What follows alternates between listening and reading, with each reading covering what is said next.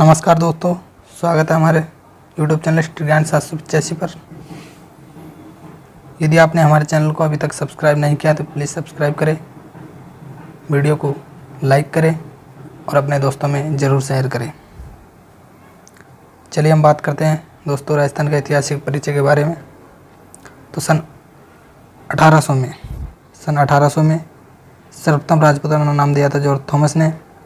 1829 में राजस्थान रजवाड़ा नाम दिया था कर्नल जेम्स टोड ने।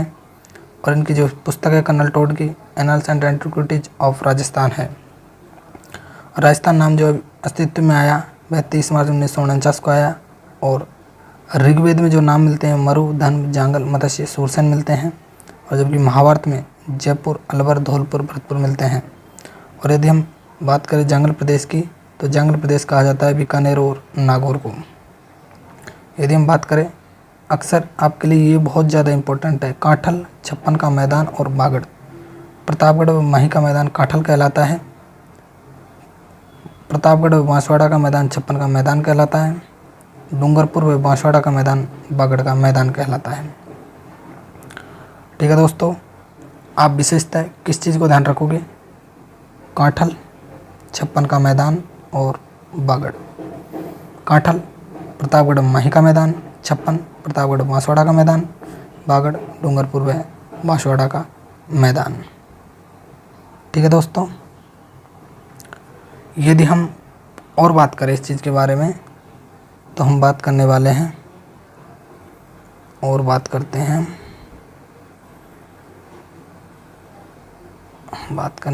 दोस्तों। और थोड़ा सा मैं आपको और बता दूं आपकी जानकारी के। यदि हम बात करें दोस्तों,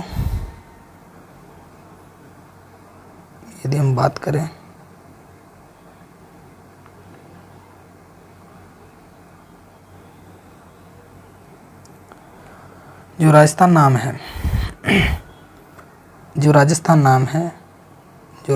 नाम है वह रामायण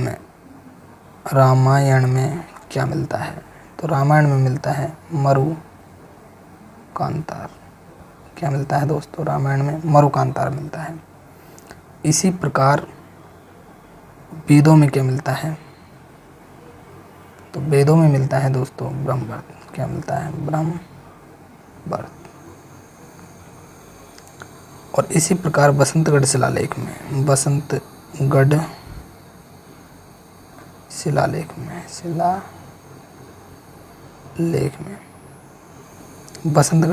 में मिलता है दोस्तों राजस्थानादित्य।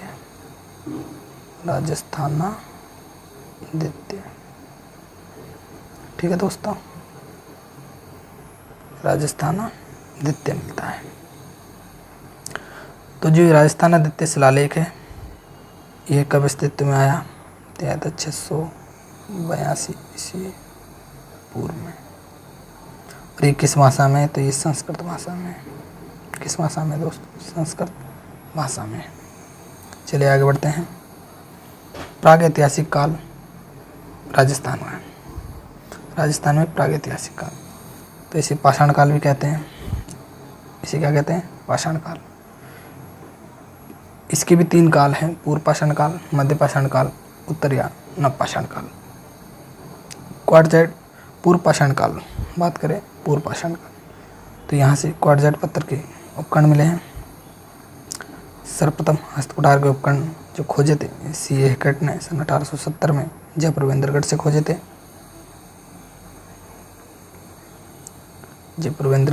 थे। इसके अलावा सैटनकार ने झालावाड़ से खोजे थे। B. ऑलचिन ने जालौर से खोजे थे। और जो राजस्थान पुरातत्व संग्रहालय विभाग है उनमें doctor R.C. Agarwal, doctor Vijay Kumar और हरिश्चंद्र मिश्रा इनके द्वारा खोजे गए थे। और यदि हम बात करें जिलों के संक्षेप में, अजमेर से खोजे गए थे, चित्तौड़ से खोजे गए थे, अलवर से, भीलवाड़ा से, जयपुर से, झालावाड़ से, जालौर से, जोधपुर से, पाली से, टोंक से, चंबल व बनास की सहायक नदियों से मिले हैं। ठीक है दोस्तों, यदि हम बात करें मध्यपाषाण काल की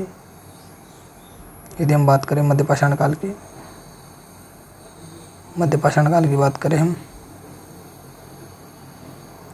पत्थर के सूक्ष्म आकार के उपकरण मिले हैं जिन्हें माइक्रोलिथ उपकरण कहा गया।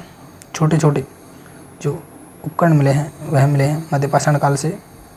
और ये कहाँ से मिले हैं, तो लूनी की सहायक नदियों से मिले हैं, ये बेडस नदी से मिले हैं, ये विराटनगर के मध्य यानी कि जयपुर के जो क्षेत्र है वहाँ से मिले हैं। यदि हम बात करें उत्तर या नवपाषाण काल की, तो जो उत्तर नवपाषाण काल के जो उपकरण मिले हैं वह मिले अजमेर से, नागौर से, सीकर से, झुंझुनू से, जयपुर से, उदयपुर से, चित्तौड़गढ़ से, जोधपुर से मिले हैं। ठीक है दोस्तों, आपके लिए जो याद करने की चीज़ें हैं वो मैं आपको बता दूं। आप ये याद कर लीजिएगा, सी एकड़ द्वारा 1870 में जयपुर बंदरगढ़ से सर्वप्रथम हस्तकुठार के उपकरण खोजे गए। इसके अलावा सैडनर झालावाड़, बीवल चंद जालौर, इसके अलावा राजस्थान पुरातत्व संग्रहालय विभाग के जो खोजकर्ता हैं उनके बारे में याद कर लेना। इसके अलावा माइक्रोलिथ उपकरण किस काल से खोजे गए, मध्य पाषाण काल से। कहाँ से खोजे गए, लूनी व सहायक नदी, बेडर नदी से विराटनगर के मध्य मिले हैं। ठीक है, जयपुर के आसपास का क्षेत्र। इसी प्रकार उत्तर नवपाषाण काल अजमेर, नागौर, सीकर, झुंझुनू, जयपुर, उदयपुर, चित्तौड़, जोधपुर इनसे मिले। ठीक है दोस्तों, आगे चलते हैं।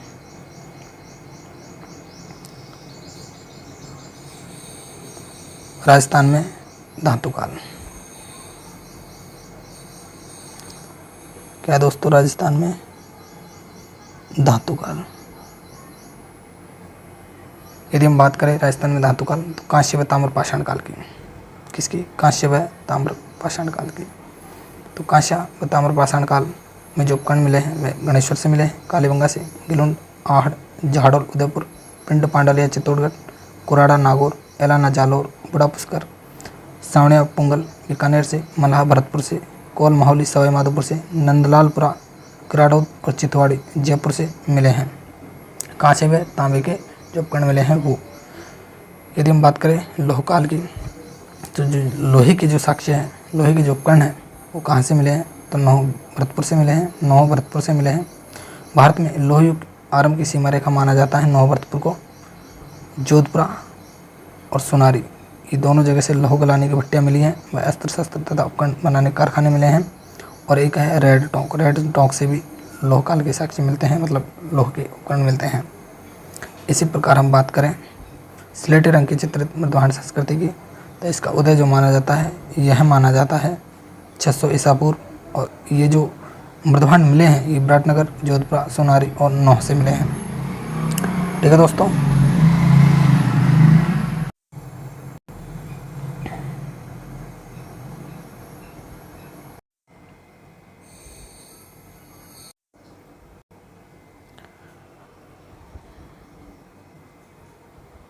नमस्कार दोस्तों।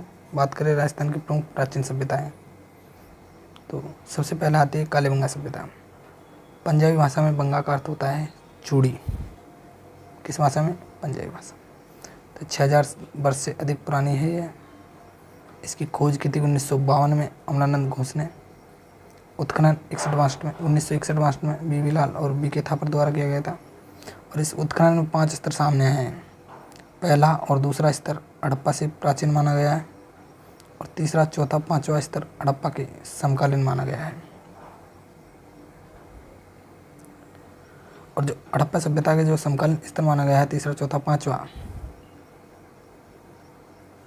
यह प्राक हड़प्पा सभ्यता और हड़प्पा सभ्यता, इसमें 2 स्तर सामने आए हैं।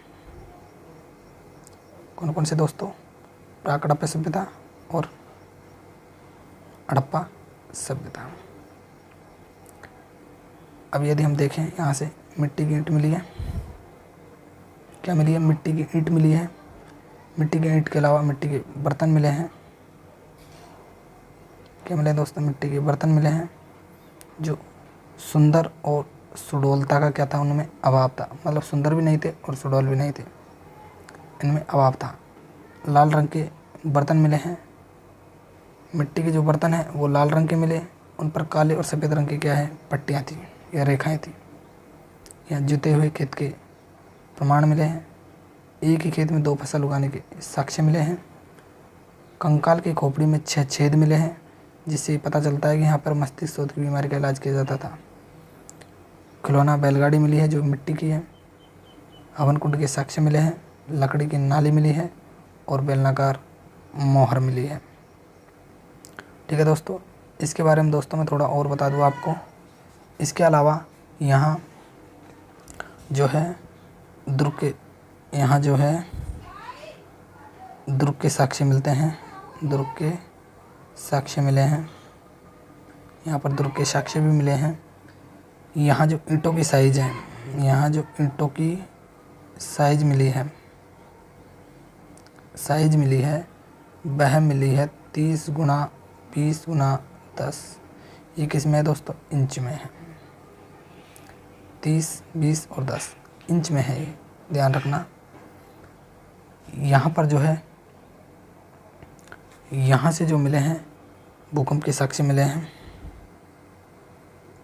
भूकंप के साक्ष्य भी मिले हैं।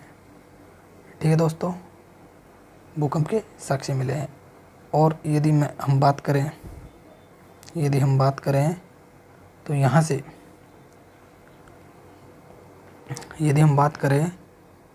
से जो है क्या बोलते हैं, यहाँ से जो सिंधु सभ्यता को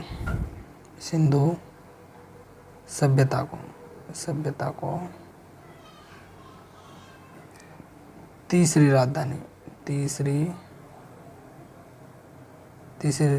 सिंधु सभ्यता की तीसरी राजधानी किसने कहा?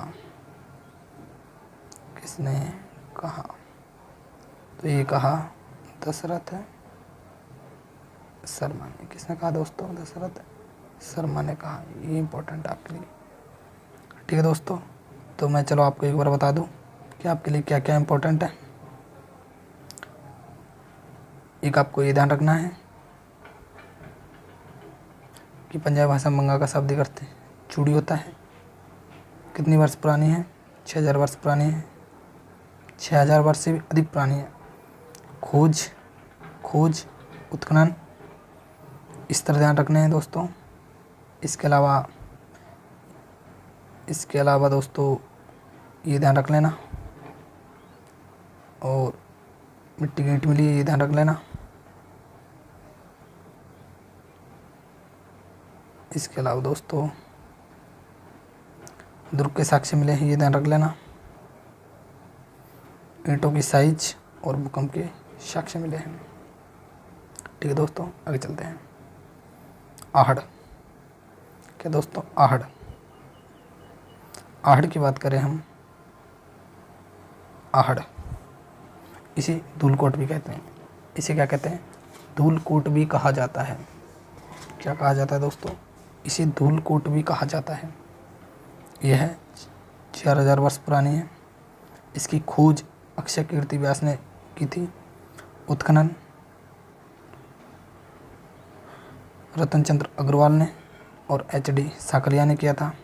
इसे ताम्रवती नगरी भी कहा जाता है। इसे क्या कहा जाता है? ताम्रवती नगरी। तांबे के औजार और उपकरणों का अत्यधिक प्रयोग हुआ है यहाँ पर रंगाई छपाई के ठप्पे भी मिले हैं। तो इससे पता चलता है कि यहाँ पर रंगाई छपाई का कार्य भी किया जाता था। यहाँ मकान बनाने के लिए कच्ची ईंट पत्थरों का प्रयोग किया गया है। मृतकों को गहने व आभूषण के साथ दफनाया जाता था। मिट्टी के बर्तन सर्वाधिक मिले हैं, जो आहड़ को लाल काले मिट्टी के बर्तन वाली संस्कृति का प्रमुख केंद्र सिद्ध करते हैं।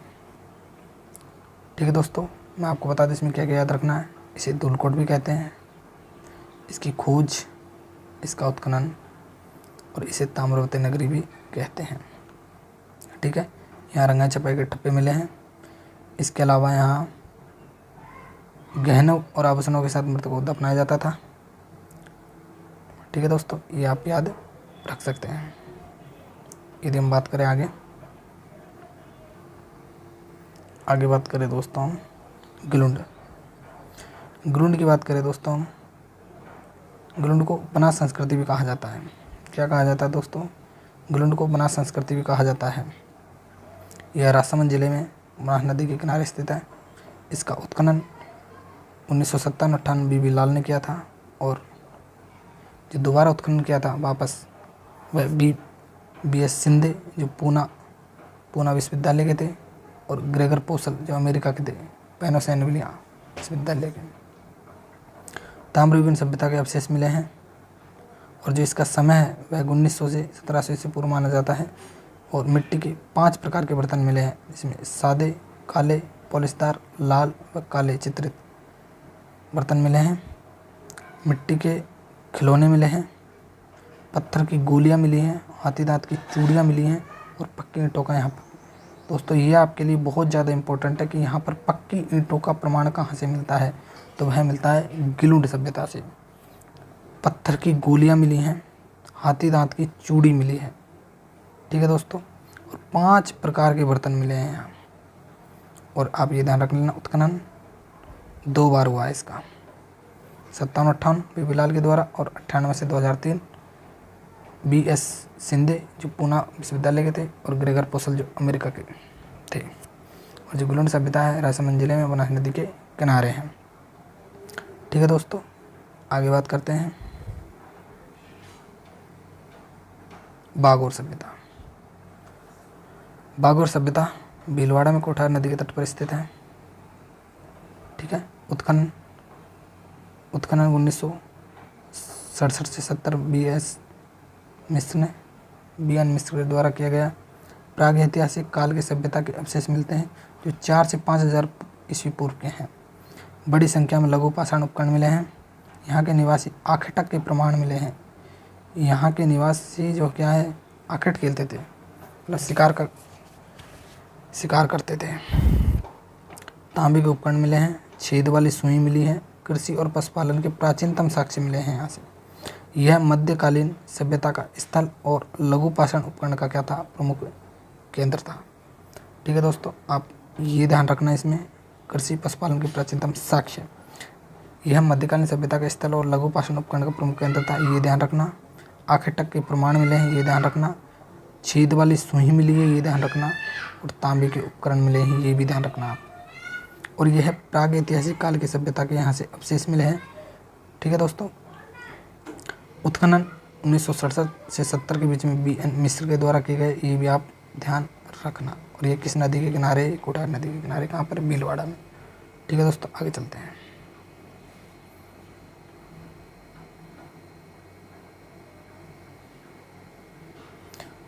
ठीक है दोस्तों, आगे बढ़ते हैं। गणेश्वर सभ्यता। गणेश्वर सभ्यता very very very most important सभ्यता। यह सभ्यता ताम्र सभ्यताओं की जननी माना जाता है, तो ये ध्यान में रखिएगा। उत्खनन RC अग्रवाल या रतन चंद्र अग्रवाल के द्वारा किया गया, ये भी ध्यान रखिएगा। यहाँ से तांबे के आयुध, सर्वाधिक तांबे के जो उपकरण मिले हैं वो यहाँ से मिले हैं, गणेश्वर से और आहट से, ठीक है दोस्तों। मिट्टी के बर्तन मिले हैं यहाँ से, जो क्या थे, कृपसवर्णीय थे, रंग काला और नीला था।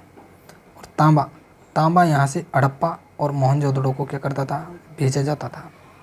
2800 ईस्वी पूर्व की सभ्यता है दोस्तों यह। और उपकरणों में 99% तांबा था। कितना था, 99% तांबा था। तो दोस्तों क्या क्या ध्यान रखना है, भारत की सभ्यताओं की जननी कहा जाता है इसे। उत्खनन किसने किया, ये ध्यान रखना। यहाँ से मिट्टी के बर्तन मिले, जो कैसे थे, कृपसवर्णीय थे और काला व नीला रंग था उनपे। यहाँ से तांबा जो हड़प्पा और मोहनजोदड़ो को भेजा जाता था। और ये 2800 ईस्वी पूर्व की सभ्यता है दोस्तों। और उपकरण में 99% क्या है, तांबा है, ठीक है दोस्तों। आगे बढ़ते हैं दोस्तों, और आगे देखते हैं हम बैराट सभ्यता के बारे में। यदि हम आगे बैराट सभ्यता के बारे में बात करें दोस्तों, तो बैराट सभ्यता के बारे में आपको बता दूं, अभी 2nd ग्रेड में एक प्रश्न पूछा गया बैराट सभ्यता से। तो बैराट सभ्यता बीजक की पहाड़ी, भीम डूंगरी और महादेव डूंगरी से हड़प्पा व मौर्य काल के अवशेष मिले हैं। जो इसका उत्खनन करते हैं वह है दयाराम साहनी, नील रतन चंद बनर्जी और कैलाश नाथ दीक्षित। ये तीनों के तीनों आपको ध्यान रखने हैं। यहाँ से गोल मंदिर के साक्ष्य मिले हैं, अशोक स्तंभ प्राप्त हुए हैं और अशोक का भाब्रू शिलालेख प्राप्त होता है और अशोक के बौद्ध धर्म का पुख्ता प्रमाण भी यहीं से मिलता है। तो दोस्तों आपसे यदि पूछा जाए कि मंदिर के प्रमाण कहाँ से मिले हैं, तो वो मिले हैं बैराट सभ्यता से। आपसे पूछा जाए अशोक जो स्तंभ है उसके प्रमाण कहाँ से मिले हैं, तो बैराट से मिले हैं। आपसे पूछा जाए अशोक का भाब्रू शिलालेख कहाँ से प्राप्त हुआ है, तो बैराट से। अशोक के बौद्ध धर्म का पुख्ता प्रमाण, तो भी बैराट से। बीजक की पहाड़ी भीमडुंगरी महादेव डुंगरी से भी हड़प्पा व मौर्यकालीन साक्ष्य प्राप्त होते हैं। दोस्तों मैं आपको थोड़ा सा और बताना चाहूँगा। तो दोस्तों यहाँ से 36 मुद्राएं मिली है। कितनी मुद्राएं मिली है दोस्तों? यहाँ से 36 मुद्राएं मिली है। 36 मुद्राएं मिली। जो 36 मुद्राएं मिली है उनमें 8 तो थी चांदी की पंचमार्क मुद्राएं, 8 क्या थी चांदी की पंचमार्क मुद्राएं और 28 थी भारतीय यूनानी। 28 क्या थी? भारतीय प्लस यूनानी। 28 क्या थी? भारतीय प्लस यूनानी मुद्राएं। अब दोस्तों इन 28 में भी 16 मुद्राएं यूनानी राजा मिनेंडर की थी। 16 मुद्राएं 28 में से 16 गए, कितने बचे दोस्तों? 12 अलग मिली है, जबकि 16 मुद्राएं मिली है वो यूनानी मिली है, यूनानी राजा मिनेंडर की मिली है। ठीक है दोस्तों, आप ध्यान रखिएगा। थोड़ा सा और बता दूँ आपको दोस्तों,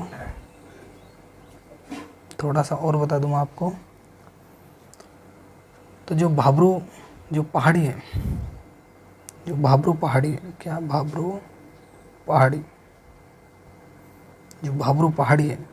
भाब्रू पहाड़ी से मौर्य सम्राट का ब्राह्मी लिपि में लिखा शिलालेख मिला है। किसका? अशोक का क्या मिला है? शिलालेख मिला है। किस लिपि में? ब्राह्मी लिपि में। और जिसकी खोज किसने की है? इसकी खोज की है कैप्टन वट ने। किसने की है दोस्तों? खोज की है कैप्टन वट ने की है। ठीक है दोस्तों, कैप्टन वट ने इसकी खोज की है। ठीक है दोस्तों, चलिए हम आगे चलते हैं। अब आते हैं आपके लिए अन्य महत्वपूर्ण प्राचीन सभ्यताएं। ये आपकी दोस्तों मोस्ट वेरी मोस्ट इंपॉर्टेंट सभ्यताएं हो चुकी है। और जो आपकी बाकी की जो अन्य महत्वपूर्ण सभ्यताएं बच जाती है, भी जो सभ्यताएं मैं आपको कराने जा रहा हूँ, तो ध्यान से देखिएगा दोस्तों। भीनमाल पड़ता है जालोर में। तो इसका जो उत्खनन किया था, भीनमाल जो सभ्यता है उसका, R.C. अग्रवाल। यहाँ से रोमन एम्फोरा मिली है यहाँ से, यानी कि यूनानी सुराही मिली एक तरीके की। और यह विदेशी व्यापार का क्या था? केंद्र था। तो दोस्तों यहाँ से आपका महत्वपूर्ण एक क्वेश्चन बनता है कि जो रोमन एम्फोरा मिली है, यानी कि यूनानी जो सुराही मिली है, वह कहाँ से मिली है? तो वह मिली है भीनमाल जालोर से। और विदेशी व्यापार का जो केंद्र था राजस्थान में, वह था भीनमाल जालोर। इसवाल दोस्तों उदयपुर। यहाँ से प्राक ऐतिहासिक सभ्यता के प्रमाण मिलते हैं, ये मोस्ट इम्पोर्टेंट है आपके लिए।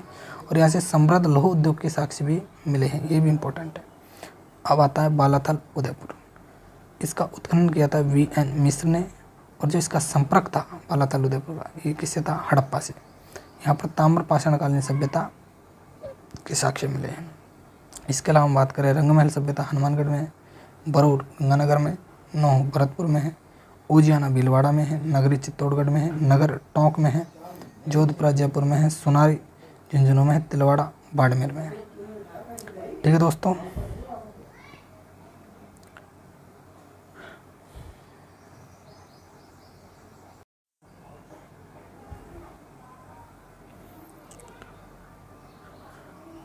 राजस्थान में आर्य संस्कृति का प्रसार।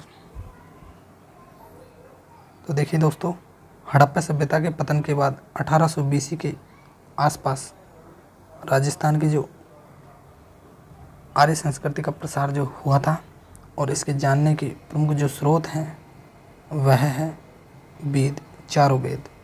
इसके जानने के प्रमुख स्रोत क्या हैं? चारों वेद, जैसे यजुर्वेद, सामवेद, ऋग्वेद और अथर्ववेद। और जो इसके अवशेष मिले हैं वह अनूपगढ़, तरखान वाला डेरा और चक 64 से मिले हैं। ठीक है दोस्तों, कहाँ से मिले इसके अवशेष? अनूपगढ़ से, तरखान वाला डेरा और चक 64 यानी कि 64 से मिले हैं। तो दोस्तों राजस्थान में आर्य संस्कृति, आर्यों का प्रसार कैसे हुआ राजस्थान में? तो हड़प्पा सभ्यता के पतन के बाद 1820 के आसपास ये की घटना है। और जानने के इसके प्रमुख स्रोत हैं 4 वेद और अवशेष मिले हैं इसके अनूपगढ़, तरखान वाला डेरा और चक 64 के पास से मिले हैं। ठीक है दोस्तों, बात करें राजस्थान में जनपद।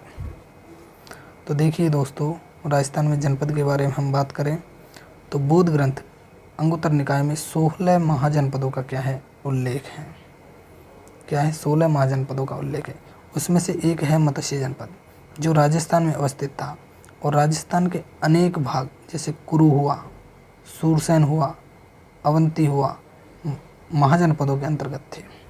जैसे कुरु हुआ, कुरु दोस्तों दिल्ली के आसपास का क्षेत्र, सूरसेन हुआ, अवंती हुआ, तो इस प्रकार महाजनपदों के अंतर्गत आते थे। तो चित्तौड़ के आसपास का क्षेत्र क्या कहलाया दोस्तों? सीबी जनपद कहलाया। क्या कहलाया दोस्तों? सीबी जनपद। जैसे चित्तौड़ हुआ, उदयपुर हुआ, मेवाड़ हुआ, इसके आसपास का क्षेत्र सीबी जनपद कहलाया।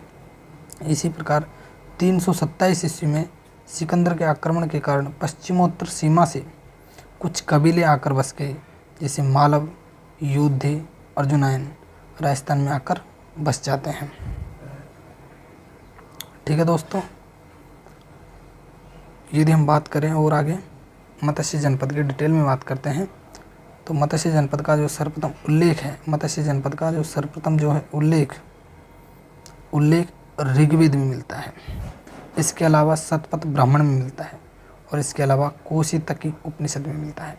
सर्वप्रथम मत्स्य जनपद का जो उल्लेख, यहाँ से प्रश्न अक्सर पूछा जाता है, सर्वप्रथम जो मत्स्य जनपद का उल्लेख है वह ऋग्वेद में मिलता है। इसके अलावा शतपथ ब्राह्मण में मिलता है और कौशितकी उपनिषद में मिलता है। दोस्तों आपको तीनों ऑप्शन दिए जा सकते हैं और एक ऑप्शन भिन्न दिया जा सकता है और पूछा जा सकता है जो मत्स्य जनपद का उल्लेख निम्न में से किसमें नहीं मिलता है, तो वह है जो मिलता है वह है ऋग्वेद में, शतपथ ब्राह्मण में और कौशितकी उपनिषद में। यदि हम बात करें इसका विस्तार, जो मत्स्य जनपद का जो विस्तार था वह पंजाब की जो सरस्वती नदी है वहाँ से कहाँ तक? चंबल तक। और जो मत्स्य जनपद के जो शासक थे वह थे राजा विराट। राजा विराट ने जयपुर से 85 किलोमीटर दूर विराटनगर की स्थापना की थी। ठीक है दोस्तों, यदि मैं बात करूँ आगे तो विराटनगर की एक पुत्री थी, किसकी? राजा विराट की एक पुत्री थी जिसका नाम क्या था? उत्तरा था। उत्तरा का विवाह अर्जुन के पुत्र अभिमन्यु के साथ हो जाता है। अभिमन्यु के साथ हुआ। विराट की एक पुत्री थी उत्तरा का विवाह अर्जुन के पुत्र अभिमन्यु के साथ हुआ। यदि आपसे पूछा जाए कि जो विराट की पुत्री का क्या नाम था, तो उत्तरा था। और उत्तरा का जो विवाह किससे हुआ था? तो अर्जुन के पुत्र अभिमन्यु के साथ हुआ था। मौर्यों के शासनकाल में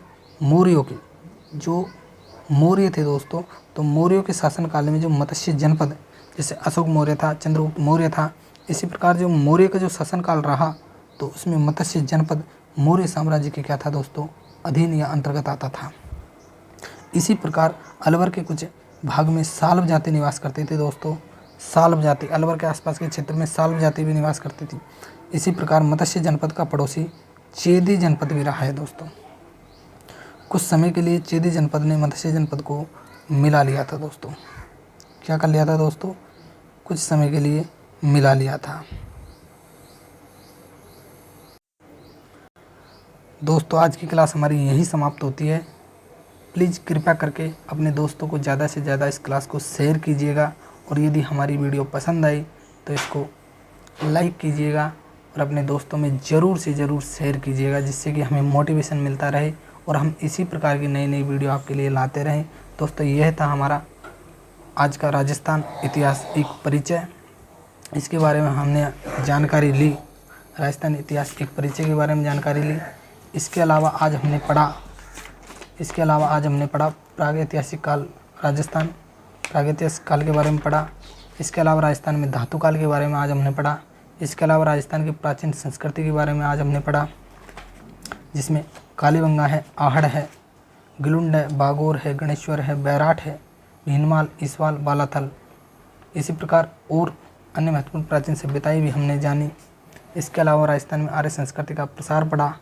तो कैसी लगी आपको हमारी वीडियो, प्लीज़ कमेंट में ज़रूर जवाब दें।